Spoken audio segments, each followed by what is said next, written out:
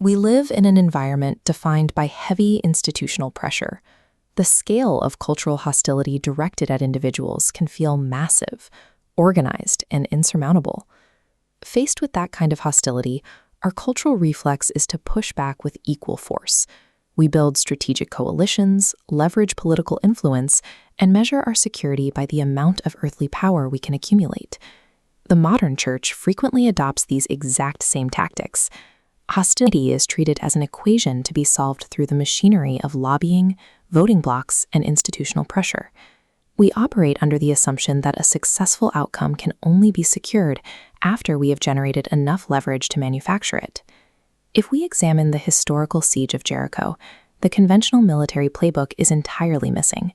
No swords were drawn, no siege engines were built, no assault was planned. Instead, right before the Israelites march on the city, a critical conversation takes place between God and Joshua. God tells Joshua exactly what is going to happen, but he uses a jarring grammatical shift. "I have delivered Jericho into your hands." He speaks about the upcoming battle exclusively in the past tense. This single verb choice suggests that the timeline of the battle has already reached its conclusion before the first soldier takes a step. God frames the victory as a theological fact rather than a tactical goal. The decisive work is finished in heaven, leaving only the public expression of that reality to be carried out on earth.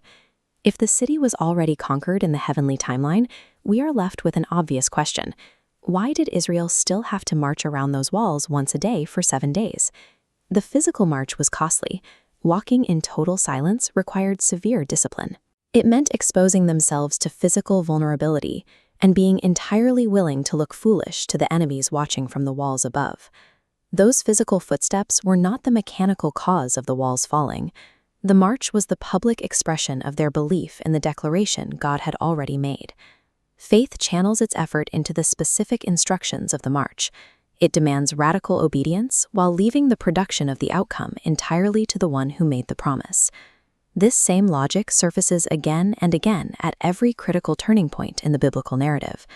This chart illustrates an inverted calculus of power. It maps a system where traditional military advantages actively decrease divine effectiveness. As earthly power drops, kingdom effectiveness rises to its maximum limit.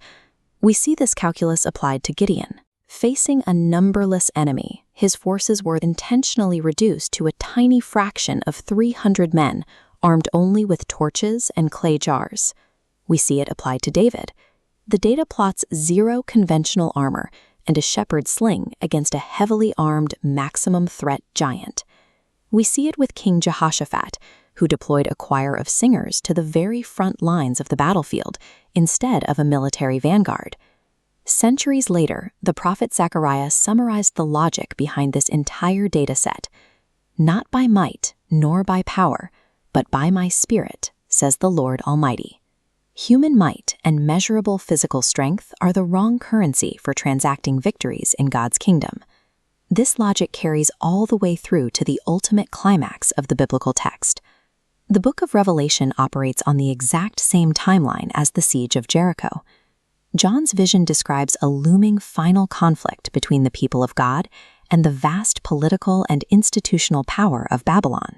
In Revelation chapter 18, a great announcement booms from heaven, declaring the total collapse of that corrupt empire.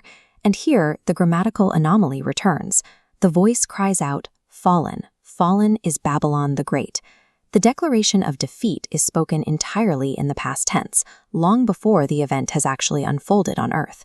Even in the final conflict of human history, the heavenly reality fully precedes the earthly outcome.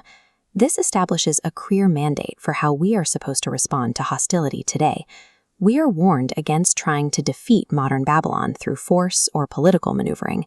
Adopting the machinery of earthly influence means imitating the tactics of an empire that the heavenly timeline considers already destroyed. The true directive is to separate from those corrupt systems by faith, actively stepping into a reality that is already accomplished. We face modern walls by marching in quiet obedience, knowing the victory was declared before we ever took a step.